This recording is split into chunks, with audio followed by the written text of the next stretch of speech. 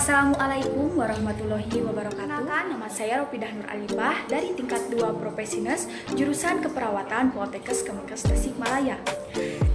Di sini saya akan melakukan penyuluhan tentang penggunaan air bersih dan diharapkannya dengan diadakannya penyuluhan ini masyarakat mampu mengetahui dan memahami tentang penggunaan air bersih serta dapat memelihara kesehatannya dengan baik. Nah, baik, sebelumnya apakah kalian tahu tentang penggunaan air bersih? Oke, pertama-tama apa sih yang dimaksud dengan penggunaan air bersih?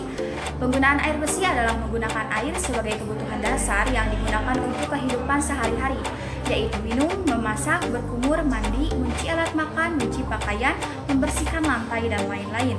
Jadi ya, secara singkatnya bahwa penggunaan air bersih itu adalah menggunakan air bersih sebagai kebutuhan dasar yang digunakan dalam kehidupan sehari-hari.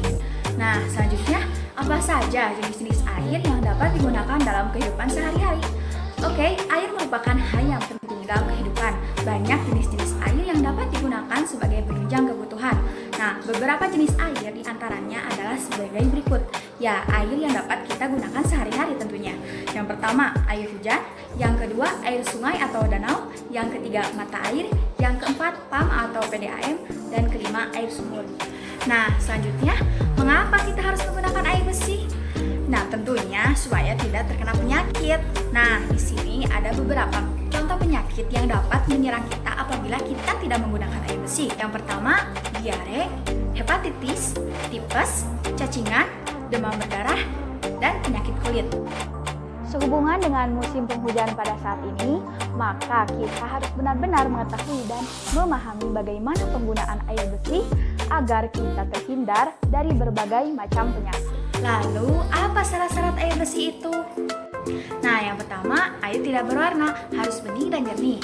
Selanjutnya, air tidak keruh, harus bebas dari pasir, lumpur, debu, busa, dan kotoran lainnya.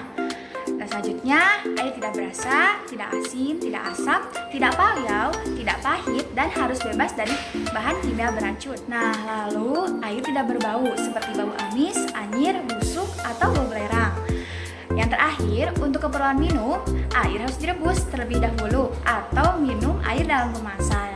Jadi, dapat disimpulkan bahwa air yang bersih itu adalah air yang bening, tidak berbau, dan tidak berasa atau hambar. Nah, selanjutnya, bagaimana cara kita menjaga sumber air agar tetap bersih? Oke, yang pertama, gotong royong membersihkan lingkungan. Tentu saja kita harus membersihkan lingkungan kita agar air yang kita minum sehari-hari itu tidak tercemar. Selanjutnya, tidak mencuci dan mandi menggunakan sabun dan deterjen langsung di sungai. Lalu, tidak buang air besar langsung di sungai, harus dijambat.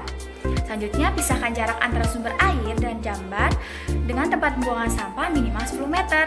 Lalu, sumber mata air harus dilindungi dari bahan pencemar. Selanjutnya, sumur gali, sumur pompa, keran umum dan mata air harus dijaga bangunannya agar tidak rusak. Oke, selanjutnya, lantai sumur sebaiknya kedap air, diplester dan tidak retak. Bibir sumur dan dinding sumur harus diplester dan sumur ditutup. Ini tentu sangat dianjurkan ya, agar mencegah sumur tidak mudah tercemar. Lalu selanjutnya, ember penampung air dilengkapi dengan penutup dan gayung bertangkai, dijaga kebersihannya. Selanjutnya, terakhir, air harus dijaga kebersihannya dengan tidak ada genangan air di sekitar sumber air dan dilengkapi dengan saluran pembuangan air. Tidak ada kotoran, tidak ada lumut pada lantai atau dinding sumur.